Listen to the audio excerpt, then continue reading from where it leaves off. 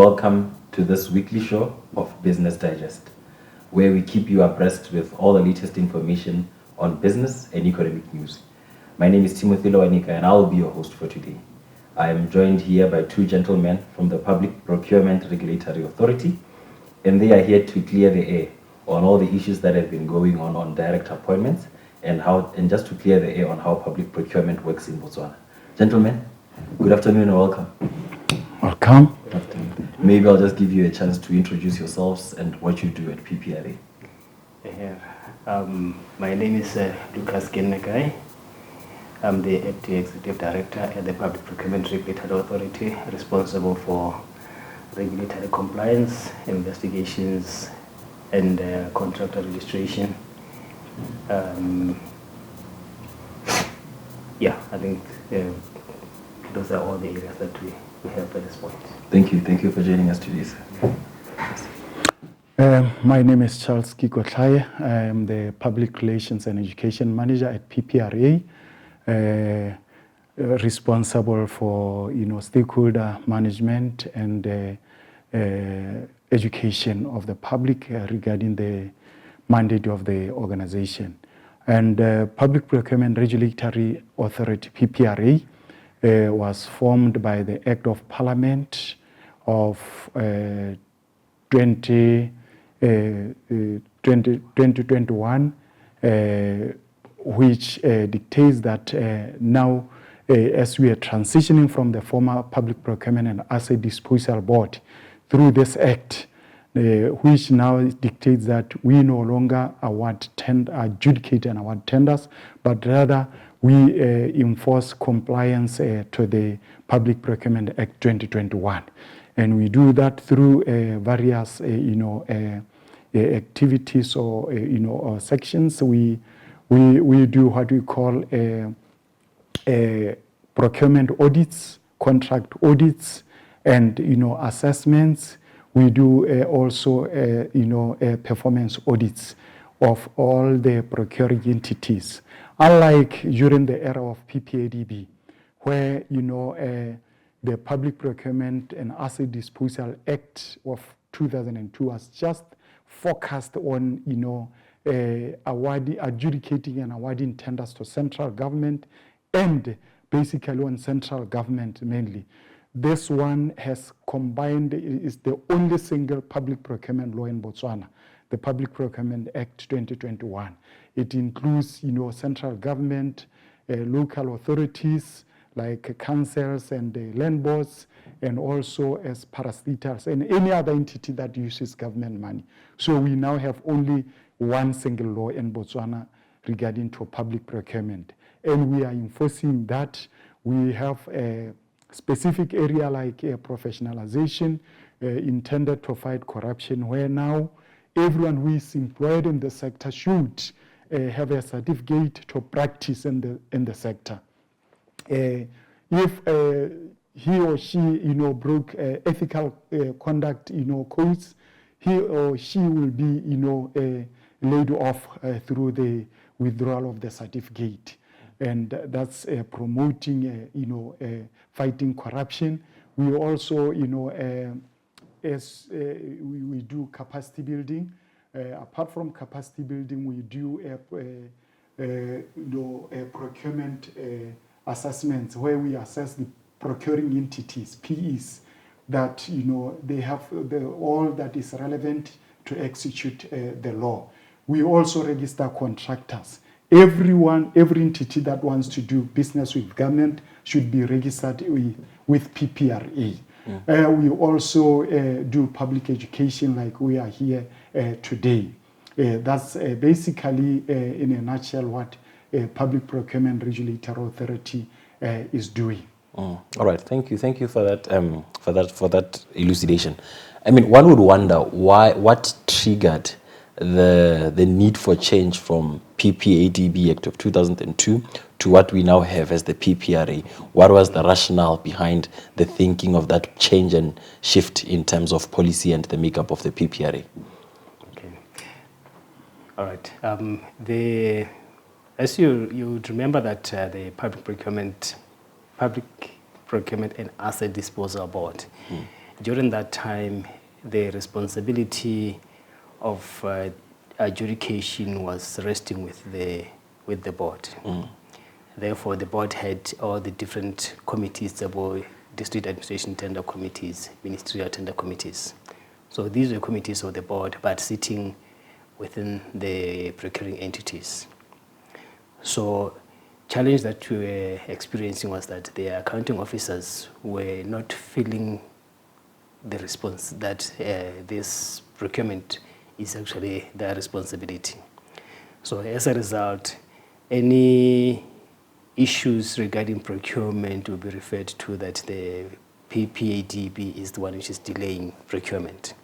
Even when there are contract implementation issues, which are the responsibility of the accounting officer, they were referred to as procurement is delaying the process.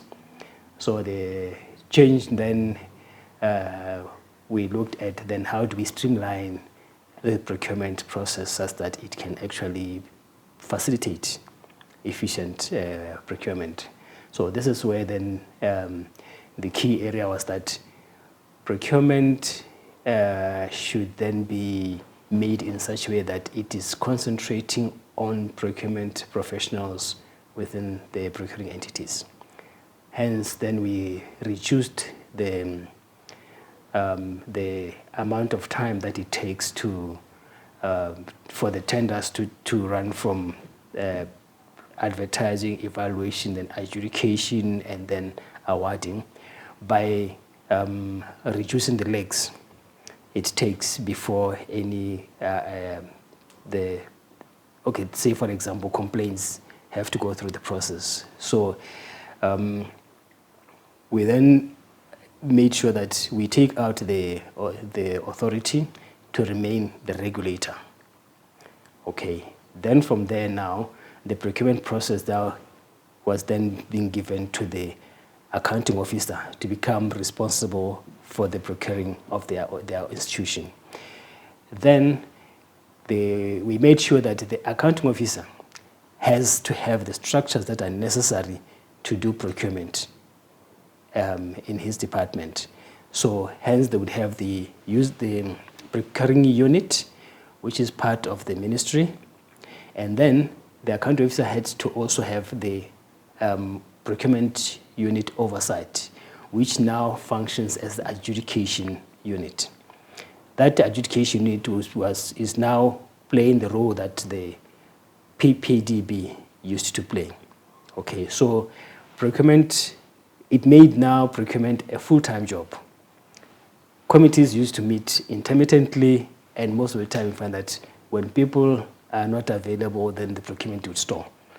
So this time around, it's a full-time job.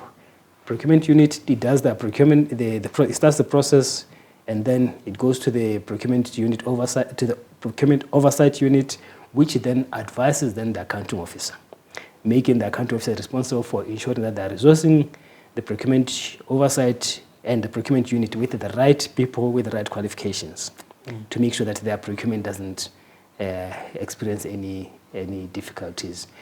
Then from there, the process now of complaints, dealing with complaints, then it reduced from what it used to have, when it used to have the leg where you have to go to PPADB, from PPADB you go to the ICRC, Independent Complaints Review Committee, before you can go to the courts. So instead, we cut down the whole process and then made it much, much shorter. So from procuring entity, if there's a complaint, then the accounting officer, through the procurement oversight, they have the opportunity now to look at the complaint. They do that, it goes to them first, they address it. If the complainant is not happy about the decision, then the accounting officer, he can still appeal to the accounting officer. They recheck it to make sure that everything is fine. If they still stand by their decision, then the complainant can go now to the procurement tribunal. So that was another leg that was introduced, which now replaced the ICRC. So it's an independent organization away from the PPRA, away from the PE, it stays on its own. So, but now with those changes that have been implemented in as far as the Act was changed, yes. do we now see reduced? Do we really see the reduced turnaround time from advertising to the implementation of a service that was tendered for? Okay, the changes that happened was, okay, the one that I was referring to, you had complaints. It now deals with the complaints process. It has drastically cut down that time. Now, when we go to the durations of advertising tenders and then the evaluation of tenders and all that, we cut down on the time where when you run open tenders, they've been reduced to some go as far as 5 days, others go as far as 10 days and all that. So we actually reduced from 20 days going down to about 5 days and 10 days. Now, the key thing is this is the minimum. The accounting officer, which is the procurement unit and his team, they should be able to assess that this procurement, for a bidder to give us a proper response, is 5 days enough for him to do that, you see. So if it is not enough, then they have the right to give it more time, you see. So that is the key thing that the procurement units have to be fully aware of. And all the different procurement approaches, they have the minimum period. So it is important that the PE has to assess whether they need more time or they can't go below the minimum, unless if it is really something that requires that they should go below minimum. But in most cases, I don't think they even need to do that. All right. Yeah. There you have it, our viewers. That is PPRA, explaining the change that moved them from being the Public Procurement Arsenal Disposal Board to the Public Procurement Regulatory Authority. Now we're going to catch a short break, and after our short break, we will be back to dig deep into the highly contested topic of direct procurement. Catch us shortly after the break.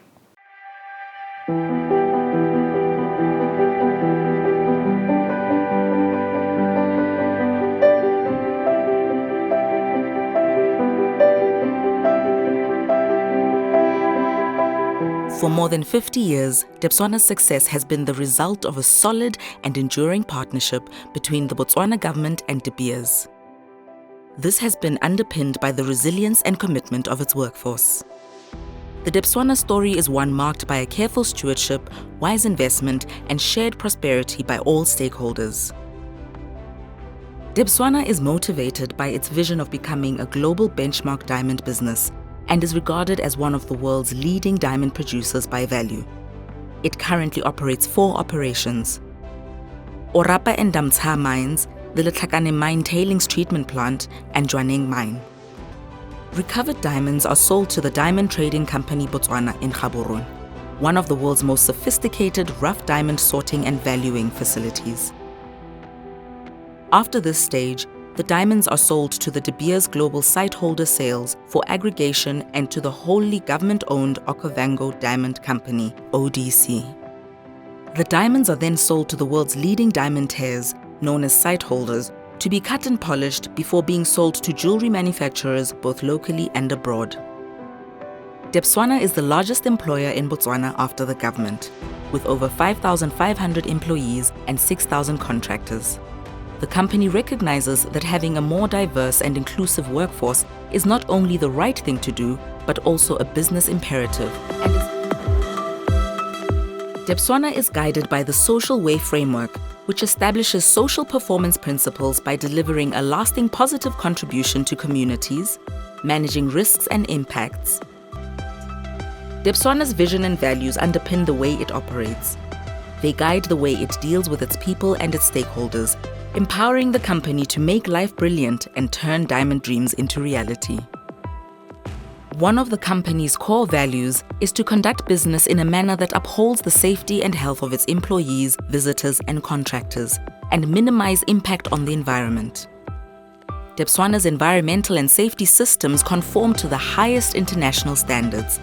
The game parks surrounding its larger operations are well stocked and protected and are used as popular recreational destinations and for environmental education. Through the significant contribution of Debswana, Botswana is now regarded as a modern economic success story, a country with modest beginnings that has transformed itself into a rapidly developing upper middle income economy. Even though diamonds are finite, Debswana remains a beacon of hope for Botswana and will continue to be such for the foreseeable future. Debswana, mining diamonds, enriching the nation.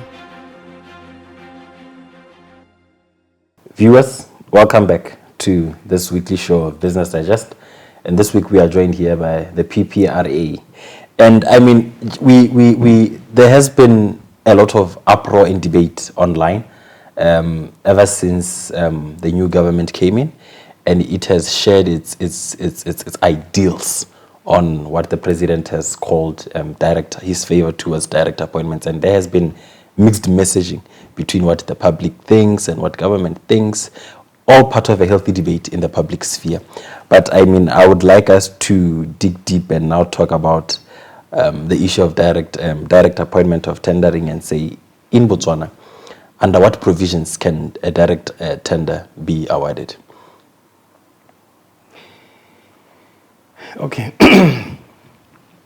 The Act, I would say direct procurement is one of the methods of procurement available in the Act. And it is applied in a situation where you have a very short time that you want to use, and therefore you've identified a service provider. And then from there, it is also applied where there is a single continuation of an already procurement that has been done, and therefore you just want to increase the scope, or it is more economical to use the same service provider. And then also where you in a situation where you have like what do you call an OEM, original equipment manufacturer. It's a brand, is a particular service provider that can only offer that particular service. Okay, so that's when you can be able to use direct procurement, and it becomes very important, that we should be able to search the market to ensure that where you have, whether there are other service providers that provide the same service. So which means, as you know, the default method is open bidding, open domestic bidding, which you just float a tender, the bidders would just would respond to that. So the direct appointment requires one to have undertaken a thorough market research to confirm whether this is only available from a single supplier. So, I mean, according to, if I was just to follow up, you were saying that under the procurement laws, a direct appointment is allowable, but only when there is some sort of exclusive manufacturing or service provision from a certain entity. Yes, that's true. And I mean, and you have to prove that indeed you've done the necessary due diligence. And what are the advantages and the disadvantages of such of that particular type of procurement? The disadvantage on one side is mainly that our procurement is based on the default method, which is open competitive bidding, which normally it ensures that you have several participants, different ideas that solve your problem, and then it also helps to have competitive pricing for value for money. And now, in terms of the advantages of direct procurement, when you have done your due diligence, it means then you are only left with only one service provider, and you are saying there's no any other service provider in this area. Okay, so then you have one person that you can be able to deal with. You know, we can get authority from the accounting officer with your justification and show all the necessary due diligence that has been done to ensure that indeed that is the only service provider. Okay, then you can be able to engage such kind of a service provider. Now, the key part that we should always have it clear in the back of our mind is that you are at the mercy of that service provider in terms of pricing. So you have to be clear as to how much your services are going to cost you, such that you are able to even have to negotiate. Correct. When you are doing direct procurement, you are going to have to build in all these other instruments that can allow you to negotiate the pricing, the scope, how you're going to do it. You have to have a very clear picture of what you are actually trying to procure. Yeah. So now the other important part is that when you have done, you should do your research and make sure that you're fully aware of, even when you communicate what you need from the service provider, it should be in a way that they are able to provide with all the details that you need for you to be able to make a decision. So that is the crucial part. And I mean, do we have countries that you can cite as an example that have used direct appointment, that use direct appointment as the most favored form of procurement? I don't think you should be referring to countries because it's a standard procurement method. So it is only just the circumstances that would dictate as to which method to be able to use under the circumstances. So it can be used. We have done it before, you know, and the conditions under which it should be implemented should be such that you are going to achieve value for money for the organization. Yeah.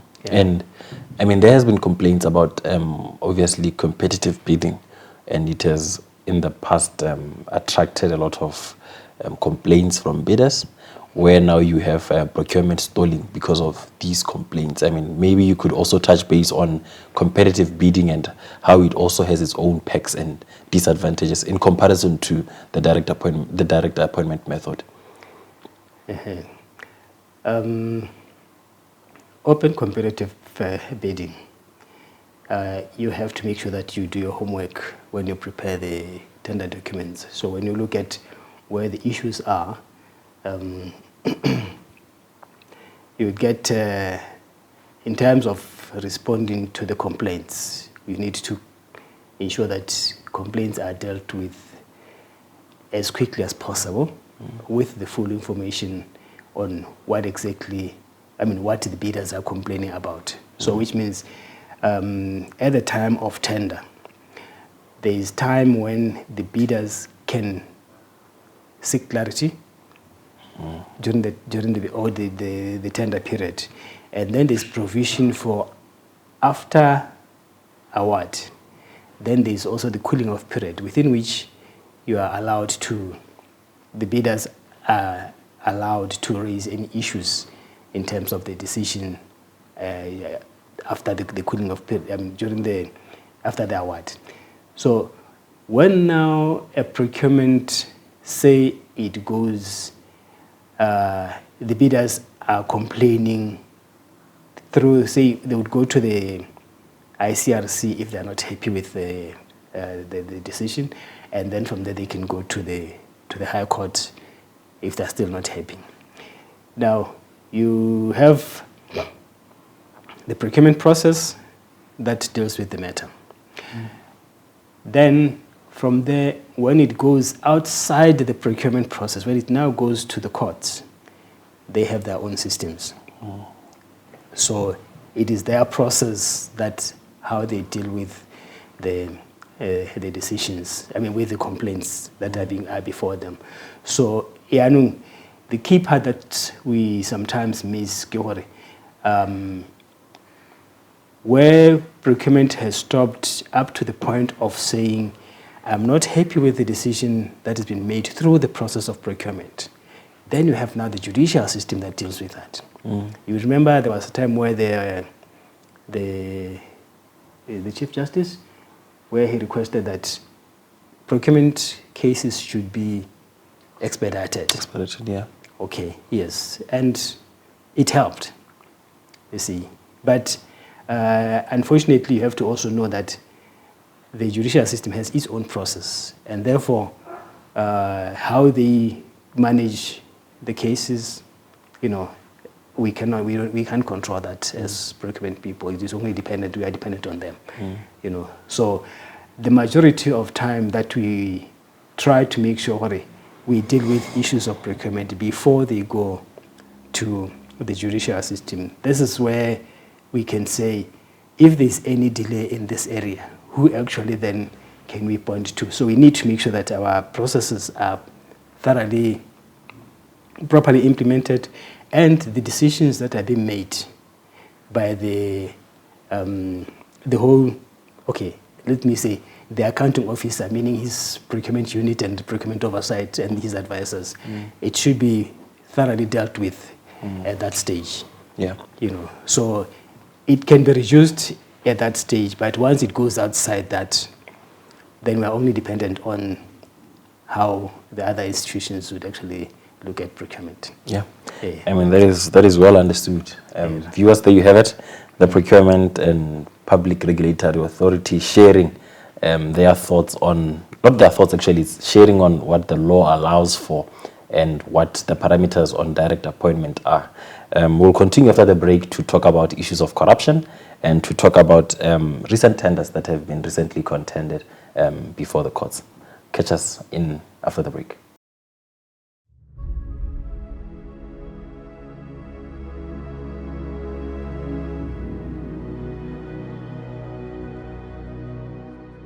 Diamonds. The word alone evokes potent symbolism. From the unimaginable power of the forces that create these precious stones, to their unparalleled strength and durability, to their indelible association with the most powerful human emotion, love. Born billions of years ago, diamonds have captivated our imagination throughout human history. Botswana, in particular, has a special place in its heart for this magical stone. Diamonds have assisted its transformation from one of the least developed countries in the world to a glittering success story. The future of the country looked very bleak before the discovery of diamonds. It was so bleak that some people asked whether we were brave or foolish to want to be independent. New capital, Gaborone, the national flag is unfurled amidst much enthusiasm. Good luck, Botswana. Our best wishes go with you. The birth of Botswana's diamond dream, sparked by the discovery of the Orapa pipe by De Beers geologists, came shortly after the country's independence. The second major find by the De Beers prospecting team, Zwaneng Mine, propelled Debswana to becoming the world's leading diamond producer by value. Debswana is the largest private sector employer in the country, and its revenues have played a major role in building Botswana's infrastructure, health, and education sectors.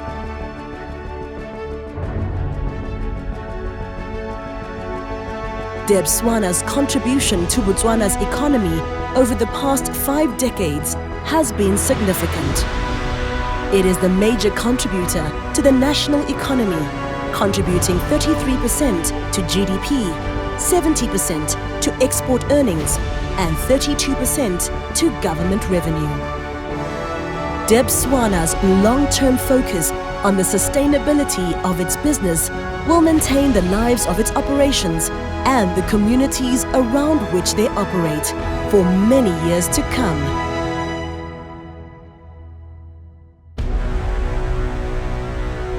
Debswana, mining diamonds and enriching the nation for 50 years. Direct appointment versus open public bidding. That is what we have been discussing here today with PPRA. And I mean, I want to draw your attention. There has been much speculation around the 600 million pillar tender that was awarded by a company under the Ministry of Child Welfare and Basic Education. And I mean, I would want you to obviously share what had happened there and how the PPRA came to be involved. Okay.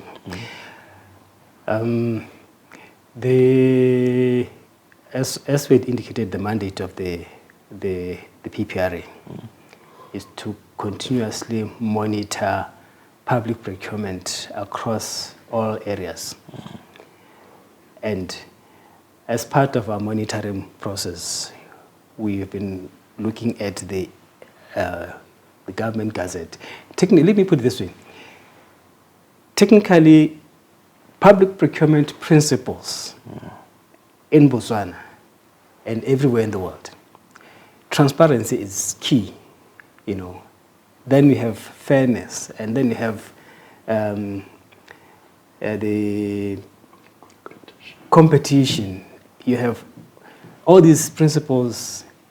Every time we undertake procurement, you have to make sure that you embrace them. So what we have been pushing for as the authority is, let's promote transparency. How then have we achieved that? Firstly, procurement starts at the plainest. Starts at the plainest stage. Procurement plans that are produced by the procuring entities have to be published. Yeah. And be submitted also to the authority. And when you want to see who actually is procuring what, we have them on our website. Those are the procurement plans. That's the starting point, where bidders can see what opportunities are available. So then from there, the award, the tender notices, they have to be published as much as, that's the basic principle. Publish the procurement, the tender notices. And then from there, the decisions of adjudication, they also have to be published. So now, the authority, now its responsibility is just to monitor what is happening in public procurement. So we picked, we used all the different media, different platforms, the print media, and then we also use the what do you call it, social media. Social media, yeah. All the different Nichuan platforms. So we are continuously monitoring to see what procurement are there, what issues are there, what are the people saying. So we also came across this particular advert, or notice that we have seen. And then from there, we are required to investigate if there's anything that we feel that something doesn't look right here, or we can investigate at the time of the tender when it's floating, at the time when the tender is being evaluated, at any stage we can be able to undertake an investigation or assess if we feel that maybe let's see what is happening here. So in this case, we saw the issue, and then from there we were very much interested to see, issues of the way the information was displayed, so we could see, there's a notice for approval of the direct appointment method again. Okay, so it's fine, there's a direct appointment method. Then from there, we started seeing all this other information in terms of the tender opening information again. So those are things that we saw. Then we just got, okay, let's see what is happening here, and we started to say, okay, let's investigate the matter, So we went into it. While we were still working on that, then we had the legal representative of one of the complainants, apparently, then demanding the papers on the tender and the decisions and all that. Then he said, why are we being asked to provide this information? Because the PE and Kennekae dealing with those issues and the accounting officer. Yeah. So the complainant, then we informed them, no, this matter, Rona, while we have interest on as per our mandate, and then Bone something that we would not be with us at the time. So we had actually then requested the documentation from the PE to be able to understand the whole process, what has been requested here. We have a decision that has been made, and then from there here we can see the tender notice. So we ended up now saying, okay, let's go into the details. We requested the documentation from the PE, and then we undertook our investigation. So that when we were still busy doing our investigation, then the complainant, Bone, they wanted us to give them the documents PE, which and by PE there you mean the procurement entity, right? Yes. Yeah. Yes. So, but now we're doing our job investigation. So we indicated to them, no, now we are dealing with this issue at the investigation, so it cannot be something that we can be able to share with them. That was when we were communicating. But knowing that the matter is with us, is being investigated, we at that time, after when we requested the documentation, then we asked the PE to suspend the procurement because we need the documentation, and therefore we'll be able to deal with it as quickly as possible, so that we can be able to see what the situation is and a decision can be made. And I mean, how can such mishaps be avoided in future for all procuring entities? I think the key thing is that when we do the investigation, now we follow the process. Okay, this is what you've done. You are procuring this. You are saying you are using this method, direct procurement. Are you following all the due diligence that goes into it? So those are the issues that when we receive the documentation, when we are doing the investigation, we go into those details to make sure that all the things, is there any proper compliance and all those things. So I would say after indicating to the complainant, no, now we are still dealing with this matter, then Bone, they went to court.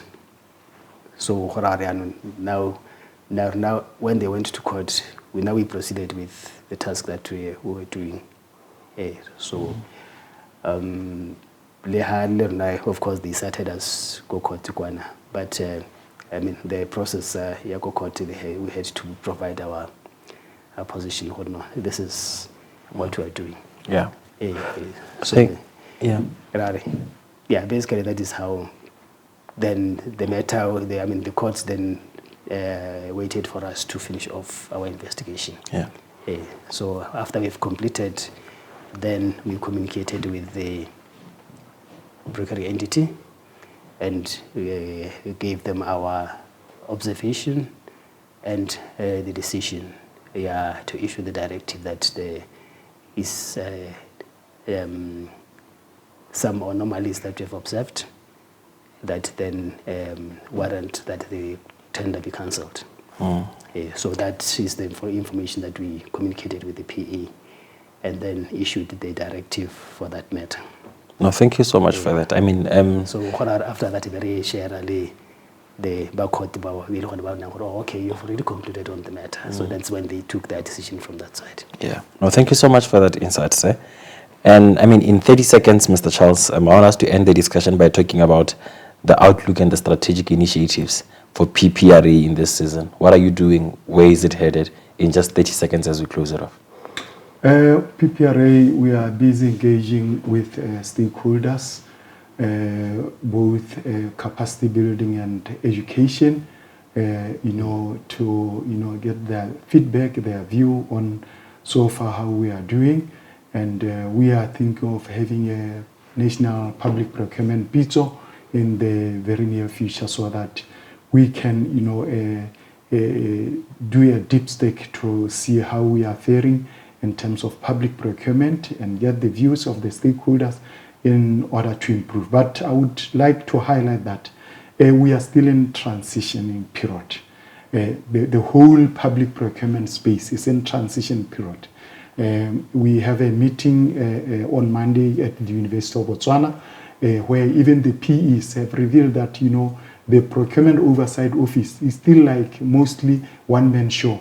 And it's because the procurement model structure is still yet to be, implemented and at that level. At PPRA, we are still also, restructuring so that we can come up with positions and, people fit for the purpose for the mandate at hand. But that has not stopped us, like Kennekae has pointed, from investigating cases that we think need our attention. Right, there you have it, our viewers. That was the PPRA sharing their thoughts, clearing the air on the debates that have been going on direct procurement and open bidding procurement and what the parameters of the law say. Thank you so much, gentlemen, for having me. And until next time, our viewers, goodbye.